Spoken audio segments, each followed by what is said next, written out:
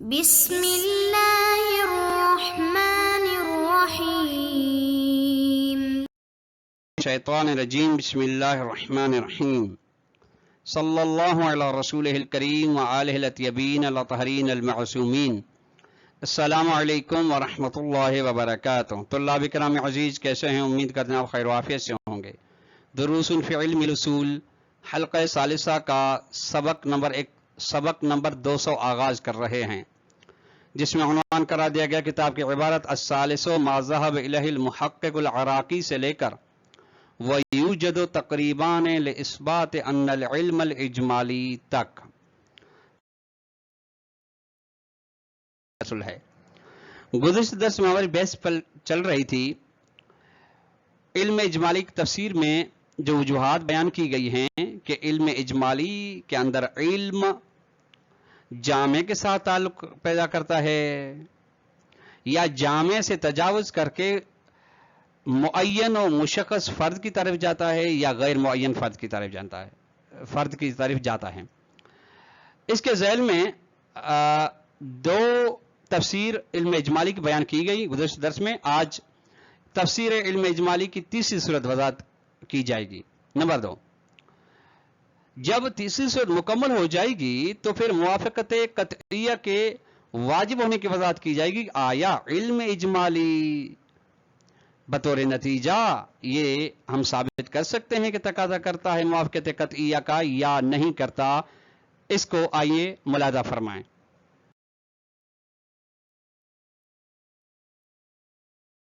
الیہ المحقق العراقی وہ نظریہ ہے جس کی جانب محقق عراقی گئے ہیں تیسرے نمبر پر تفسیر علم اجمالی میں۔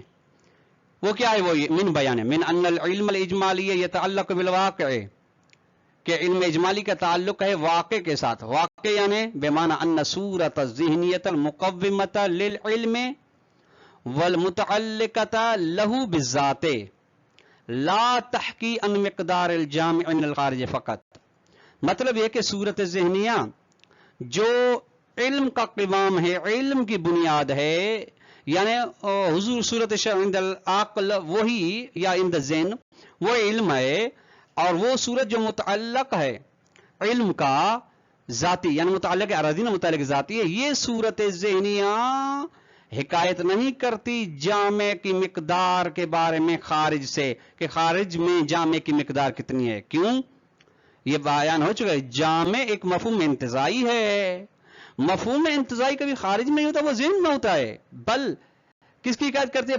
بل تحقی یہ صورت ذہنیہ جو متعلق ذاتی ہے، متعلق بالذات ہے علم کا، یہ حکایت کرتی ہے ان الفرد الواقعی بحد شخصی، حکایت کرتی ہے ایک ایسے فرد سے جس فرد کی صورت ذہنیہ موجود ہے، البتہ وہ فرد واقعی و خارجی اپنی معین مشخص حد کے ذریعے سے۔ بس فصورت و شخصیت، صورت ذہنیہ جو ہے وہ معین ہو جائے گی، جزئی ہو جائے گی، وہ مطابق وہاں شخصی، اور جس کے ساتھ جس فرد کی یہ صورت ذہنیہ ہے وہ بھی شخصی ہو جائے گا۔ ولیکن الحکایت اجمالی، تو یہ جو صورت ذہنیہ شخص کی حکایت کر رہی ہے، فرد واقعی کی حکایت کر رہی ہے، لیکن یہ حکایت اجمالی ہے، تفصیلی نہیں ہے۔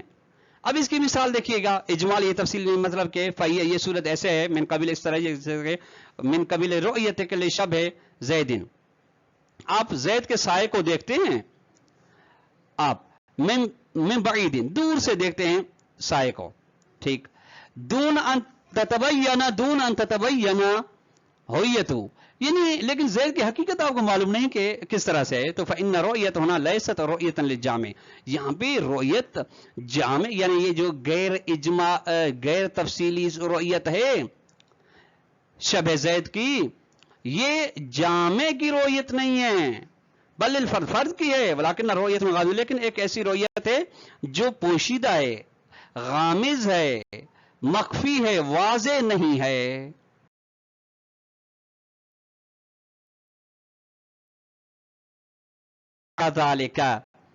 یعنی اس بات پر کہ متعلق علم اجمالی صورت ذہنیہ ہے، اس پر برہان قائم کیا جائے اس طرح سے کہ بیان کر رہی ہے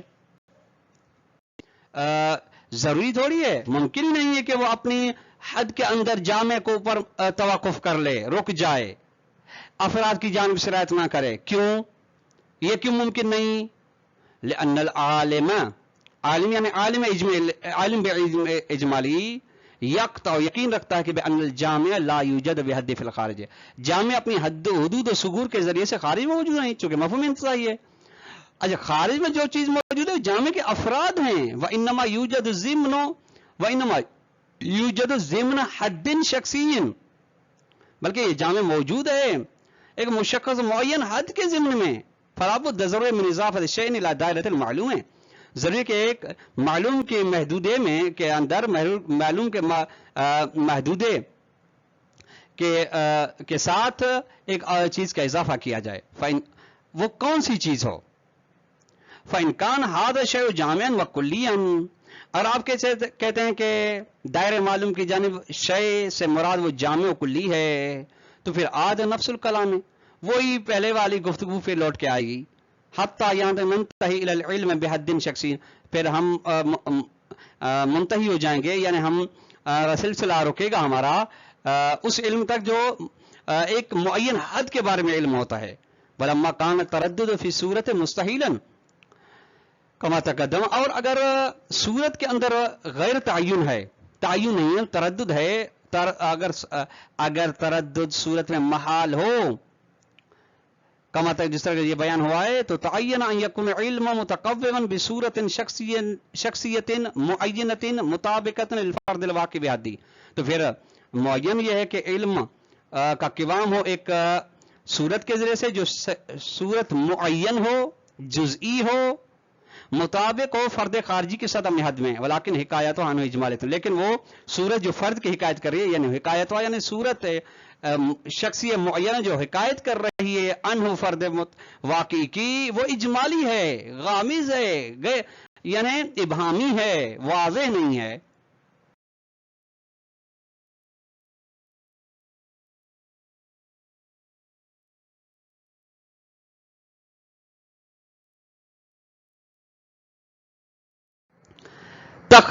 تخریجات وجوب الموافقت القطعیت، ہماری بحث شروع ہوئی تھی کہ آیا علم اجمالی موافقت قطعیہ کا تقاضا کرتا ہے یا نہیں. اس کے ذیل میں یہ مباحث چل رہی تھی جو تین آپ نے نظریات دیکھے. اب فرماتے ہیں کہ اذا اتضحت لدیک هذه المبانی المختلفۃ، جب آپ کے پاس یہ تین مبانی تفسیر علم اجمالی کے بارے میں واضح ہو گئے، تو فعلم، تو آپ جان لیں، انہ قد ربط استتباع العلم الاجمالی لوجوب الموافقت القطعیت اثباتا و نفیا بهذه المبانی، بے تحقیق تعلق رکھتا ہے کہ مربوط ہے کہ علم اجمالی اپنے پیچھے لاتا ہے وجوب موافقت قطعیہ کو، یعنی جب علم اجمالی ہے تو اس کے پیچھے آتی ہے موافقت قطعیہ، اس باتی لحاظ سے اور نفی لحاظ سے، ایجابی لحاظ سے اور سلبی لحاظ سے. مطلب یوں، علم اجمالی ہے تو موافقت قطعیہ بھی ہے، علم اجمالی نہیں ہے تو موافقت قطعیہ بھی نہیں ہے. علم مبانی کے مطابق یہ تین مبانی بیان ہو گئے. اچھا، یہ تو تھا دعویٰ. کیا ہے بے دعویٰ؟ یہ ہے کہ انہ اذا قیل بالمعنى الاول، اگر آپ معنی اول کریں یعنی جامع، مثلا فالعلم الاجمالی لا يخرج عن موضوع قاعدۃ قبح العقاب بلا بیان المزعومۃ سوى الجامع، تو پھر علم اجمالی اس قاعدے عقلی یا برات عقلیہ سے خارج نہیں ہوگا، کہ موضوع سے خارج نہیں ہوگا. کون سا قاعدہ قبح العقاب بلا بیان؟ اس کا موضوع کیا ہے؟ عدم البیان. ٹھیک، اس سے خارج نہیں ہوگا. تو کون سا؟ جس کے بارے میں گمان کیا گیا ہے سول جامع، گمان کیا گیا، یعنی شہید صدر اس کو پسند نہیں کرتے. شہید صدر نے اس کے بارے میں اشکال بیان کیے جو وہاں پہ بیان ہوئے، اس کو قبول کر مسئلہ کے حق تعات کو قبول کرتے ہیں سوائے جامع. کیوں؟ لأنہ المعلوم فقط، چونکہ یہ علم اجمالی معلوم ہے فقط، والجامع بحدی لا یقتضی الجمع بین اطراف، اور جامع اپنی حد کے اندر، یعنی جامع کے اپنی جو حدود و ثغور ہے وہ اپنے حد کے اندر یہ تقاضا نہیں کرتا کہ آپ دونوں انا کو دونوں برتنوں کو آپ استعمال کر سکتے ہیں. یہ تقاضا نہیں کرتا کہ جم بین اطراف یا نماز جمعہ بھی پڑھیں اور نماز ظہر بھی پڑھیں، بل یکفی بلکہ کافی فی موافقت ہی موافقت جامع کے اندر یہ کہ تطبیق ہو علی احد افرادی، کہ جامع کے آپ کی تطبیق دیں، جامع کو تطبیق دیں اس کے اطراف، اس کے مصادیق میں سے کسی ایک پر، یعنی یا یہ برتن یا وہ برتن، دونوں نہیں. ٹھیک، یا نماز ظہر یا نماز جمعہ، دونوں نہیں. بنل ثالث، اگر مبنی ثالث کے بارے میں کہا جاتا ہے جو ابھی بھی بیان ہوئی محقق عراقی والا نظریہ، مثلا فالعلم الاجمالی یخرج الواقع المعلوم بتمام حدوده عن موضوع البراءۃ العقلیۃ، تو پھر یہاں پہ علم اجمالی خارج کرتا واقع معلوم کو، یعنی وہ فرد جو خارج میں معلوم ہے اس کو خارج کر دیتا ہے، جو معلوم ہے کس کے ذریعے سے؟ اپنی حدود کے ذریعے، مکمل حدود کے ذریعے خارج کر اس کو براءۃ عقلیہ کے موضوع سے. براءۃ عقلیہ کا بلا بیان وَيَكُونُ مُنَجِّزًا، تو پھر یہاں پہ علم اجمالی منجز ہوگا بالعلم، علم کے ذریعے سے، وہی سے چونکہ انہ محتمل فی کل طرف، اور چونکہ علم اجمالی کا احتمال دیا جائے گا ہر طرف کے اندر، یعنی ہو سکتا ہے کہ نماز جمعہ ہو سکتا ہے نماز ظہر ہو، یہ احتمال تو ہے، ہو سکتا ہے یہ دائیں طرف والا برتن ہو، بائیں طرف والا برتن ہو. تو فَيَحْكُمُ الْعَقْلُ بِوُجُوبِ الْمُوَافَقَةِ الْقَطْعِيَّةِ لِلْخُرُوجِ عَنْ عُهْدَةِ التَّكْلِيفِ الْمُنَجِّزِ، تو عقل حکم لگاتی ہے یہاں پہ کہ موافقت قطعیہ واجب ہے. کیوں موافقت قطعیہ واجب ہے؟ تاکہ مکلف خارج ہو سکے، باہر نکل سکے اس تکلیف کی ذمہ داری سے جو تکلیف منجز ہو چکی ہے. یہ شہید صدر اپنا نظریہ پیش فرماتے ہیں ولیکن الصحیح ہوا ان البمر الثالث لا یختلف فی نتیجۃ المقصودۃ فی المقام عن المبنى الاول، کہ صحیح ہے کہ یعنی جیسے مبنی اول صحیح نہیں تھا، شہید صدر فرماتے مبنی ثالث بھی اسی طرح سے، مبنی ثالث مختلف نہیں ہے اس نتیجہ دینے میں جس کا ارادہ کیا گیا ہے، اس مقام میں مختلف نہیں ہے مبنی اول سے یعنی جامع سے. کیوں؟ لأن الصورة العلمیة الاجمالیة الثالث، یعنی مبنی ثالث کی بنا پر جو صورت علمی ہے وہ وَإِنْ كَانَتْ مُطَابِقَةً لِلْوَاقِعِ بِحَدِّ، اگرچہ واقع کے مطابق ہے اپنے حدود کے ذریعے سے، اپنے حد کے ذریعے سے، یعنی فرد واقع معلوم کی حکایت کرتی ہے. ولیکن المفروض، لیکن فرد یہ کیا گیا کہ اندماج عنصر الوضوح والاجمال فی تلک صورت معن، کہ دونوں صورتیں وضوح و اجمال، یعنی اجمال اور واضح ہونا دونوں عنصر اس کے اندر موجود ہیں. وبذالک، اور اس کی ذریعے سے تمیزت عن الصورت تفصیلیت، یہ صورت تفصیلیہ سے جدا ہے. صورت تفصیلیہ میں تو ایک عنصر وضوح ہوتا ہے، واضح والی صورت پائی جاتی ہے، یہاں پہ عنصر وضوح بھی ہے اجمال بھی ہے. وما ينکشف یتضح للعالم، اور جو چیز کشف ہوتی ہے ظاہر ہوتی ہے صورت ذہنیہ کے ذریعے سے عالم کے لیے، انما ہوا وہ هو المقدار الموازی لعنصر الوضوح فی صورت، وہ مقدار ہے جو جس کے اندر وضاحت پائی جاتی ہے، تفصیلات پائی جاتی ہے. وَهَذَا لَا يَزِيدُ عَلَى الْجَامِ، اور یہ جامع سے اضافی نہیں ہے، جامع سے بڑھ کے نہیں ہے، یعنی علم الجامع سے نہیں ہے. وَالْوَاضِحُ، واضح بات کہ ان براءۃ العقلیۃ انما يرتفع موضوعها بمقدار ما يوازی جانب الوضوح للاجمال، کہ براءۃ عقلیہ کا موضوع ختم ہو جاتا ہے، اٹھ جاتا ہے اس مقدار کے لحاظ سے، اس مقدار کے مطابق جو مقدار برابر ہے وضوح کے طرف کے لحاظ سے، اجمال کے لحاظ سے نہیں.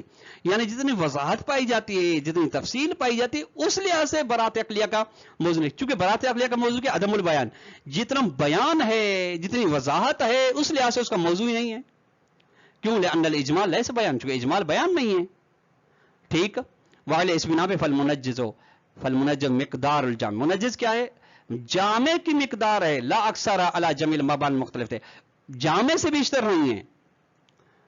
اگر آپ کوئی فرض کریں ان مبانی کی بنا پر جو بیان ہو گئے 3 مبانی، والے اس بنا پہ فالعلم الاجمالی لا یقتضی بذاتہ وجوب الموافقۃ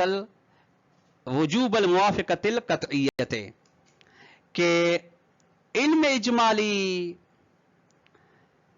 ہرگز ذاتن تقاضا نہیں کرتا کہ موافقت قطعیہ واجب ہو۔ طلاب عزیز، آج کا درس یہاں تک اختتام کو پہنچا۔ والسلام علیکم ورحمۃ اللہ وبرکاتہ۔